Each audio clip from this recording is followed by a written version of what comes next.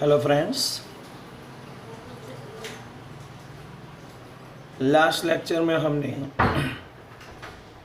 ME में define inflations and effects of inflation discuss किया था। और इन्फ्लेशन के बारे में हमने डिस्कस किया था कि भाई too much money chase too few goods, यानी बहुत सारा पैसा थोड़ी चीज़ों को जब खरीदने के लिए इस्तेमाल किया जाता है तो उसे हम कहते हैं इन्फ्लेशन। और फ्रेडमैन ने भी ये बोला था, process of steady and sustain raise in the price. Steady और सस्टेन यानी जितना भी प्राइस लेवल बढ़ता जा रहा है वो स्टेडी रहता है। मैंने बोला था लास्ट टाइम 15% और 15% एवर टाइम, उतना उसे ही इन्फ्लेशन बोला जाएगा। और दो बात हमने डिस्कस की थी, इन्फ्लेशन और रिफ्लेशन। इन्फ्लेशन में बारे में बताया था rise in price level after full employment level, मतलब प्राइस लेवल बढ़ता है, एम्प्लॉयमेंट, इनकम, आउटपुट कुछ भी नहीं बढ़ता, तो उसको हम कहते हैं इन्फ्लेशन। और इनकम, आउटपुट और डिमांड प्राइस लेवल के साथ बढ़ते जाते हैं तो उससे हम कहते हैं reflation. So now today after the discussion of this effect of the inflation, we have to be discuss question number 5 in your syllabus, causes of inflation। और causes of inflation में शॉर्ट में हम डिस्कस करेंगे what is the mainly simple meaning of inflation, that's an excess of demand over supply, supply से ज़्यादा demand होना, और a rise in the cost of production, यानी कॉस्ट ऑफ प्रोडक्शन, उत्पादन करने का खर्चा बढ़ जाना। Now factors responsible for increase in demand. अब हम डिस्कस करेंगे कि पहले ऐसे कौन से फैक्टर्स हैं जो डिमांड बढ़ाने में मददरूप होते हैं, या डिमांड बढ़ने से सामने सप्लाई नहीं बढ़ता और ये जो गैप है वो बढ़ती जाती है, इसके कारण इन्फ्लेशन आता है।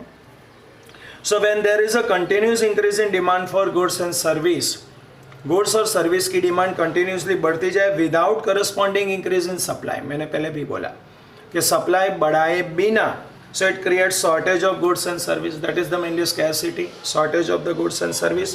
so demand may increase due to monetary factors और non monetary factors, मतलब financial factors और non financial factors, जिसे हम कहते हैं social factors भी बोले जाते हैं। तो monetary factors में पहला आता है increase in velocity of money। बहुत बार पहले भी मैंने क्लासरूम स्टडी में बता दिया था, velocity का मतलब होता है circulation of money। जितना मार्केट में पैसा घूमता जाएगा उतने लोगों के पास परचेसिंग पावर ज़्यादा हो जाएगी, लेकिन सामने उतना सप्लाई नहीं बढ़ेगा, and that is the mainly reason for increase in price level of that country, and that is the mainly reason of that inflation, ध्यान में रखना। So this result into increase in demand without increase in supply due to rise in money supply in the market और circulation of money supply in the market. So price level start rising, और जैसे जैसे money supply और circulation of money बढ़ता जाएगा, लोगों की salary, wages भी बढ़ते जाएंगे, rise in salaries and wages. So when there is an increase in salary wages of labours without increase in the productivity, productivity बढ़ाए बिना, तो result into increase in purchasing power of the people, जिसका परिणाम ये आता है कि लोगों की डिमांड बढ़ती है, परचेसिंग पावर बढ़ता है, and increase in demand but supply doesn't increase, so that is the mainly inflation.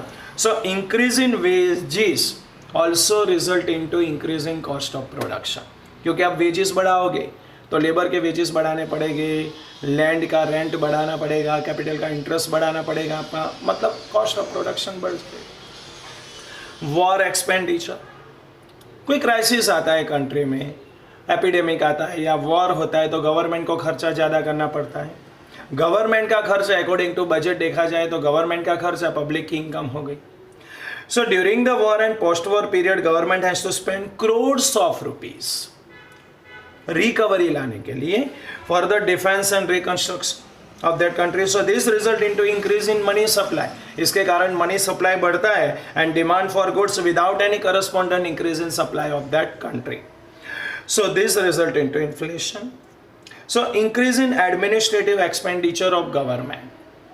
Administrative expenditure मतलब जो सारे पब्लिक की सर्विस, पब्लिक को सर्विस देने का जो खर्चा होता है, बेसिक इंफ्रास्ट्रक्चर फैसिलिटीज जो कंट्री में दी जाती है वो एडमिनिस्ट्रेटिव एक्सपेंडिचर हो। सो this result into increase in money supply with the people, इसके कारण भी लोगों के पास पैसा ज़्यादा आएगा, इनकम बढ़ेगी without increase in supply of that goods, so that's increase the price level.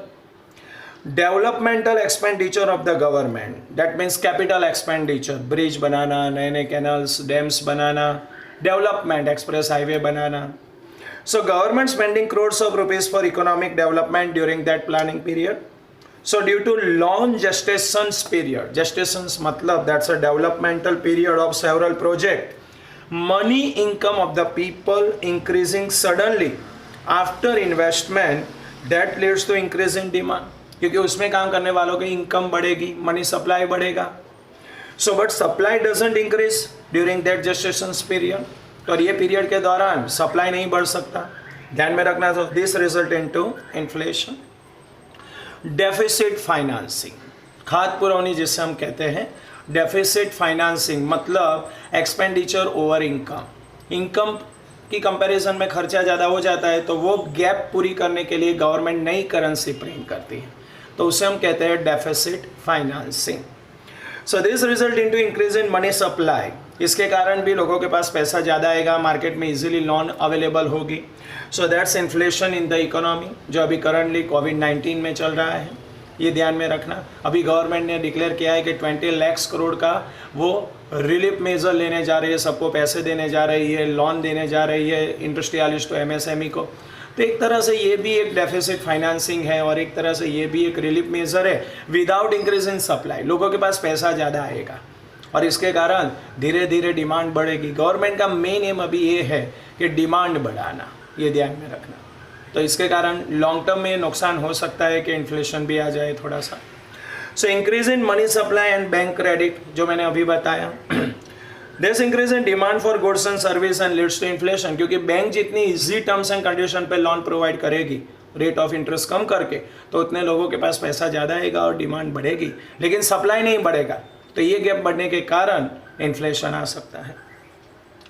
ये पहला फैक्टर हमने डिस्कस किया, मॉनेटरी फैक्टर्स. ये ध्यान में रखना, जिसमें वेलोसिटी ऑफ मनी था, वेजेस एंड सैलरी था, वॉर एक्सपेंडिचर था, एडमिनिस्ट्रेटिव एक्सपेंडिचर था, डेवलपमेंटल एक्सपेंडिचर गवर्नमेंट का था, डेफिसिट फाइनेंसिंग और बैंक क्रेडिट. अब हम बात करते हैं नॉन मॉनेटरी फैक्टर्स. इसमें आता है population, migrations of foreigners, change in spending habits of the people, लोगों की खर्चा करने की आदत बदल दी जाए. So increase in propensity to consume, लोगों की जो यूटिलाइज करने, गुड्स यूटिलाइज करने का जो तरीका है, लाइफस्टाइल है, वो चेंज हो जाए, तो वो भी एक कारण हो जाता है कि जिसके कारण इन्फ्लेशन आ जाता है. प्रोपेंसिटी टू कंज्यूम, ध्यान में रखना. और factor responsible for the short supply, ये ध्यान में रखना. कौन कौन सा ऐसा फैक्टर है जो शॉर्ट सप्लाई क्रिएट करते हैं मार्केट में.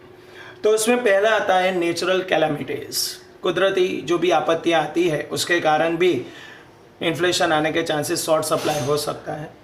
सो नेचुरल कैलामिटीज जैसे कि फ्लड होता है, अर्थक्वेक होता है, एपिडेमिक्स होता है, जैसे अभी चल रहा है, are responsible for this decrease in production और destructions of the production assets of the nation. So this result into fall in supply and rise in the price level. क्योंकि लोग काम पे ही नहीं जाएंगे, काम नहीं करेंगे, प्रोडक्शन कम होगा, तो देश को नुकसान हो सकता है. डिमांड तो उतनी है, तो इसके कारण कॉस्ट बढ़ सकता है, प्राइस बढ़ सकती है. फेलियर ऑफ इंडस्ट्रियल प्रोडक्शन, जो मैंने अभी बताया. So this include factors like labour strike. Labour की अगर डिमांड नहीं पूरी होगी तो बार बार वो स्ट्राइक पे जाएंगे, प्रोडक्शन उतना कम होगा. पावर स्टेगरिंग, इलेक्ट्रिसिटी ज़्यादा प्रोवाइड नहीं की जाएंगी, शॉर्ट सप्लाई होगा इलेक्ट्रिसिटी का. या शॉर्टेज ऑफ रॉ मटेरियल, बहुत पुरानी टेक्निक, ऑब्सोलेट टेक्निक का इस्तेमाल किया जाएगा, बैकवर्ड टेक्नोलॉजी का. So all this factors are totally वो कम कर देते हैं इंडस्ट्रियल प्रोडक्शन को और वो प्राइस लेवल बढ़ जाता है. होर्डिंग एक्टिविटी, जब ये चैप्टर शुरू किया था तभी मैंने बताया था कि फ्यूचर में प्राइस बढ़ने, expectation about the future price, तो फ्यूचर में प्राइस बढ़ने वाले, इसी के कारण लोग संग्रहखोरी करने लगेंगे, काला बाजार करने लगेंगे. So when price are rising, many dealers try to create artificial shortage of the goods and this result into rise in the price level. इसके कारण प्राइस लेवल भी बढ़ सकता है. And shortages of the factors of production after full employment level, inflation, मैंने आगे भी discuss किया एक बार. So due to shortage of certain factors like land, labour या techniques of productions, raw material, plant, so it becomes difficult to increase production according to demand, demand के अनुसार ये प्रोडक्शन बढ़ाना बहुत डिफिकल्ट हो जाता है and this create shortage and inflation, इसके कारण स्कैरसिटी आती है और इन्फ्लेशन हो जाता है। So now what are the factors responsible for increasing cost, ये जो कॉस्ट कीमतें बढ़ती जा रही है इसमें कौन कौन से फैक्टर्स इफेक्टिव है जो कॉस्टिंग कंपनियों की बढ़ा रहा है, जो मैंने अभी आपको बताया।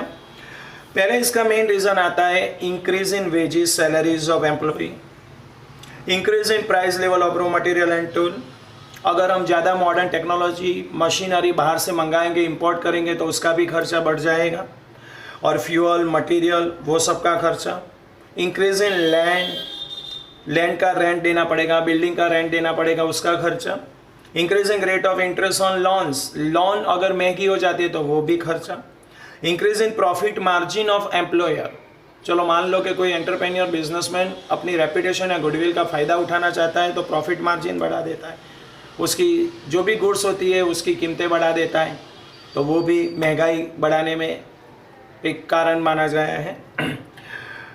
Increase in direct taxes on commodities, आपको पता है पहले भी पढ़ चुके हो, दो तरह के टैक्सेस होते हैं, direct and indirect taxes. Direct taxes जो इनकम टैक्स, वेल्थ टैक्स उसको बोला गया है, तो गवर्नमेंट डायरेक्ट टैक्स आप पे इम्पोज ज़्यादा कर दे तो भी आपका खर्चा बढ़ जाएगा। And increase in price of fuel power like call oil electricity, electricity के दाम बढ़ गए, रॉ मटेरियल के दाम बढ़ गए, फ्यूल के दाम बढ़ गए, तो ये भी एक कारण माना गया है कि जिसके कारण खर्चा बढ़ जाता है। नाउ इंटरनेशनल फैक्टर्स, अभी जो हम बोले थे वो सारे डोमेस्टिक फैक्टर्स थे, अब इंटरनेशनल ऐसे कौन से फैक्टर्स है जो इन्फ्लेशन लाने के लिए कारण रूप माने गए हैं। तो इसमें इन्फ्लेशन इन अदर कंट्री, अगर वो दूसरे कंट्री पे डिपेंड है तो वहाँ से इन्फ्लेशन यहाँ भी आ सकता है, क्योंकि वहाँ से मंगाने वाली सारी चीज़ें हमें महंगी होगी, जो हमारे लिए ज़रूरी है वो मटेरियल ज़रूरी है, तो यहाँ भी कीमतें बढ़ सकती हैं। So when a country depend upon other countries for import, यानी कोई भी, जैसे हमारा कंट्री अरेबियन कंट्रीज़ पे फ्यूल के लिए या कोई भी क्रूड ऑयल के लिए डिपेंड है, तो वो लोग प्राइस बढ़ा देंगे तो हमें महंगा पड़ेगा, हमारा कॉस्ट यहाँ बढ़ जाएगा। Inflation of one country is easily migrated or transferred to another countries or importing countries, and when prices of imported goods rise, we have to pay more price than before. पहले जो price देते थे उससे ज़्यादा देनी पड़ेगी, so cost of production and price of finished good also rise. And devaluations of the domestic currency, जैसे अभी कई दिनों से आप देख रहे हो कि डॉलर मजबूत होता जा रहा है, हमारा रुपीज़ कमज़ोर होता जा रहा है, तो बहुत सारे ऐसे कंट्री के जिसकी करेंसी डिवैल्यूएट होती है, मतलब as compare to foreign currency हमारे डोमेस्टिक करेंसी का परचेसिंग पावर कम हो जाता है, यानी हम हमारे रुपीज़ से ज़्यादा परचेस नहीं कर सकते as compare to other foreign countries currency, तो डिवैल्यूएशन उसे बोलते हैं। यानी जितना हमारे करेंसी की वैल्यू कम होगी उतना इंटरनेशनल मार्केट में हमारी परचेसिंग पावर कम होगी, यानी बाहर के कंट्री के लोगों को हमारा गुड सस्ता लगेगा, लेकिन हमें अगर इम्पोर्ट करना है तो हमें महंगा लगेगा, इसके कारण भी कॉस्ट बढ़ जाती है। So devaluation of domestic currency result into increase in price of imported materials, यानी जो कंट्री से हम मंगवा रहे हैं वो हमें महंगा पड़ने लगेगा।